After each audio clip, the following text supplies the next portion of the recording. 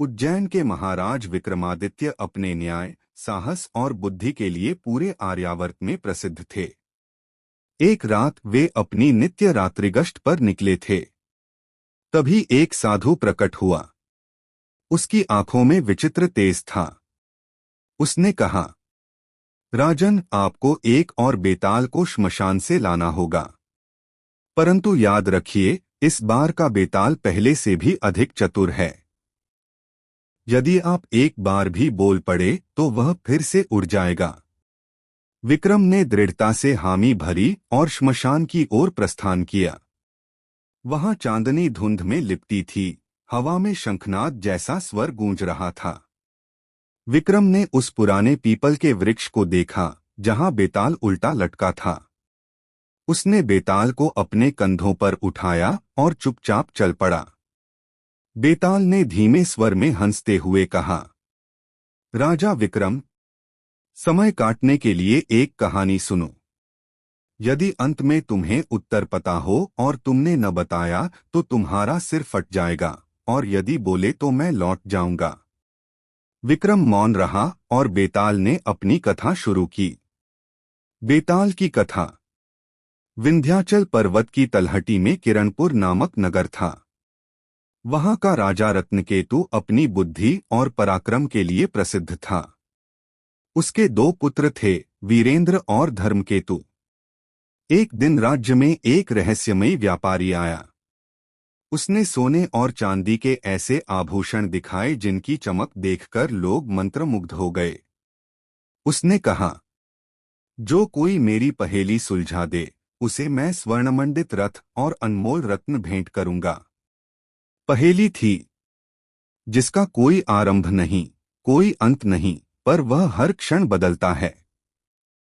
बताओ वह क्या है? नगर के पंडित, विद्वान, ज्योतिषी कोई उत्तर न दे सका। राजा के बड़े पुत्र वीरेंद्र ने कहा, यह समय है। छोटे पुत्र धर्मकेतु ने कहा, यह मनुष्य का मन है।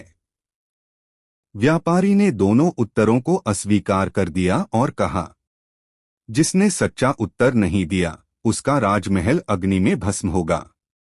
उस रात महल में रहस्यमय आग लगी, पर किसी को चोट नहीं आई। अगली सुबह व्यापारी गायब था। लोग भयभीत हो गए कि यह साधारण व्यापारी नहीं, कोई दैवी शक्ति थी।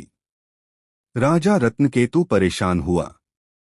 तभी उसकी रानी ने स्वप्न में देखा कि यह व्यापारी वास्तव में मायाधिप नामक राक्षस है, जो राजाओं के अहंकार को तोड़ने आता है। रानी ने कहा, राजन, इस पहेली का उत्तर है सत्य। सत्य का न आरंभ है न अंत, पर हर युग में उसका रूप बदलता है। राजा ने अगली रात उसी स्थान पर सत्य शब्द का उच्चारण किया।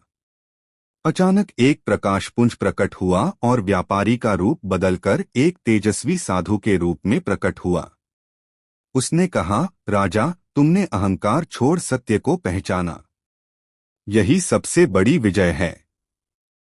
बेताल ने यहाँ कथा समाप्त की और विक्रम से पूछा, राजन, बताओ इस कथा में सबसे महान कौन था? राजा, रानी या दोनों पुत्र? विक्रम का उत्तर।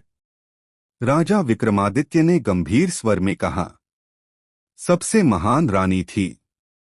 उसने अंतर्ज्ञान से सत्य को पहचाना। पुत्रों ने केवल अनुमान लगाया, राजा ने कार्य किया, पर रानी ने ज्ञान और धैर्य से समाधान पाया। जैसे ही विक्रम ने उत्तर दिया, बेताल ठहाका मारकर बोला, सही उत्तर, किंतु तुमने बोला, इसलिए मैं फिर से अपने वृक्ष पर लौट रहा हूं। कहकर वह अदृश्य हो गया। विक्रम ने तलवार संभाली और अगले प्रयास के लिए श्मशान की ओर बढ़ चला, क्योंकि उसका संकल्प अडिग था। सीख है, सत्य का कोई आरंभ या अंत नहीं। समय, मन या शक्ति से बड़ा केवल सत्य है, और उसे समझने के लिए साहस के साथ अंतर्ज्ञान की आवश्यकता होती है। Please like, share and subscribe our YouTube channel.